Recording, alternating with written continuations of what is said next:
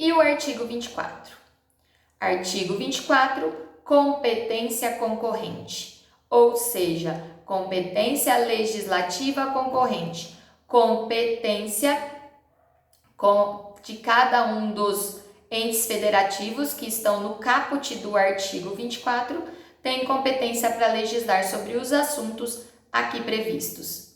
Não se esqueçam, coloquem aí em letras garrafais. Essa competência legislativa prevista no artigo 24, ela é dividida entre União, Estados, membros e Distrito Federal. Não entra aqui os municípios. Município tem competência legislativa para legislar sobre interesse local. Vocês não se esqueçam disso. Tudo bem, pessoal? Não se esqueçam. Então, essa competência concorrente, a quem ela é deferida? À União, aos Estados e ao Distrito Federal. Como que a gente trata essa competência concorrente? Os assuntos previstos nos incisos do artigo 24, a gente tem que dividir o que é competência da União e o que é competência dos Estados e do Distrito Federal. A competência da União nos assuntos previstos nos incisos do artigo 24 é para legislar sobre interesse geral, ou seja, a norma geral, uma norma que vai atender aos anseios de todos os entes federados, de todo mundo, tá? E o que cabe, o que é cabível aos estados e ao Distrito Federal? Legislar sobre interesse específico, sobre normas de interesse específico. Onde está escrito isso? Isso está escrito lá no artigo 24, parágrafo 1º e parágrafo 2º.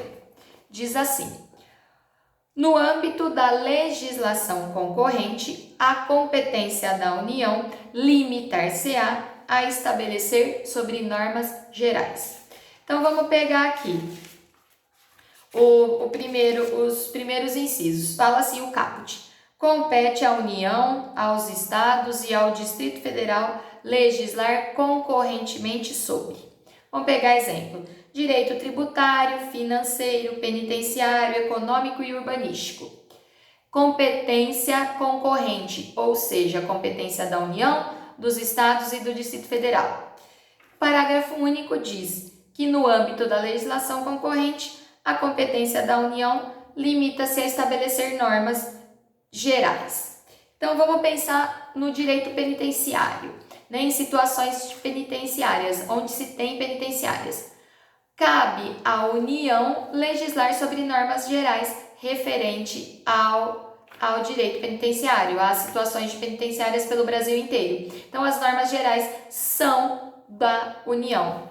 O que cabe a cada estado e ao Distrito Federal? Legislar sobre interesse local. Então, neste caso, no caso do direito penitenciário, o exemplo que eu dei, cada estado tem uma forma de trabalhar ou ter penitenciárias dentro dele. Como é feito isso? Isso é cada estado, de acordo com as peculiaridades de cada estado, é que vai determinar, é que vai entender. O parágrafo 2º já diz assim: a competência da União para legislar sobre normas gerais não exclui a competência suplementar dos estados. Então, justamente, se à União cabe o interesse geral, cabe legislar de uma forma geral para todos, para os estados e para o Distrito Federal, a cada um deles pode ser feito as normas de interesse específico, suplementar naquilo que a União não tem, naquilo que é específico para os estados.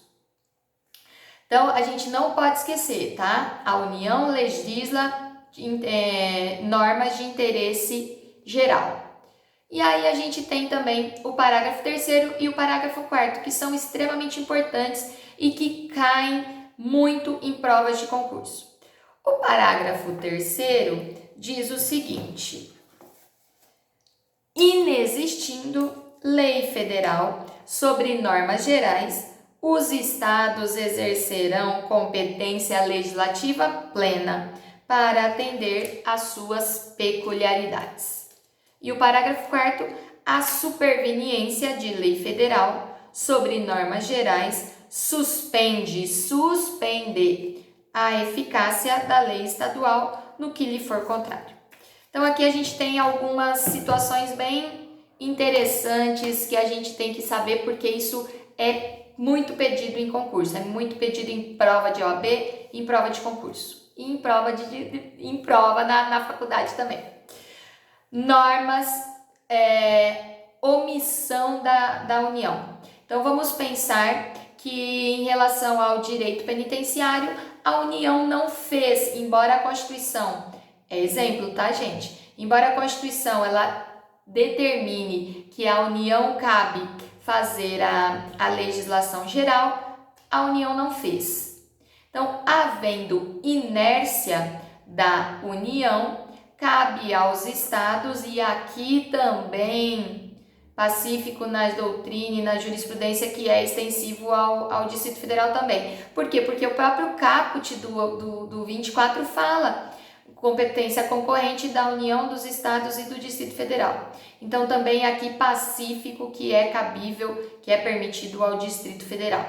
Então, havendo omissão da União em legislar sobre assuntos de interesse geral dos incisos do artigo 24, poderão os estados e o Distrito Federal legislar sobre interesse específico. Então, não tendo uma legislação geral sobre direito penitenciário, o Estado de São Paulo pode fazer a sua lei específica, pode fazer a legislação específica sobre esse assunto. Mas esta legislação específica sobre o assunto, o que vai acontecer com ela caso depois, posterior à publicação, à vigência da lei estadual, a União faça a legislação geral? O que pode acontecer? Essa lei será revogada? Não. Não esqueçam disso, por favor. Havendo a superveniência, quer dizer, a entrada em vigor de uma lei federal sobre as normas gerais que até então eram omissas, que até então não existiam, ela não revoga a lei estadual, ela suspende a eficácia naquilo que for incompatível. Então, havendo compatibilidade entre a lei federal e a lei estadual, elas podem coexistir de forma tranquila. Mas se a lei estadual, ela em algum ponto, ela for incompatível com a lei federal, os seus efeitos serão suspensos. Ela não será revogada, ela será suspensa. Por quê? Porque em algum momento posterior essa lei federal também pode ser revogada, ela pode deixar de existir em algum momento. E aí a lei estadual volta a ter a eficácia plena. Não se esqueçam disso, por favor, meus lindinhos, tá? Lei federal, se a União não utiliza da sua competência para legislar sobre assuntos gerais, os estados e o Distrito Federal pode fazê-los em situações específicas, dentro dos limites do seu território. Se a superveniência de uma lei federal, ela não vai revogar a lei estadual vigente, ela vai suspender naquilo que for divergente, naquilo que for contrário. Não havendo divergência entre elas, ambas coexistirão. Certo?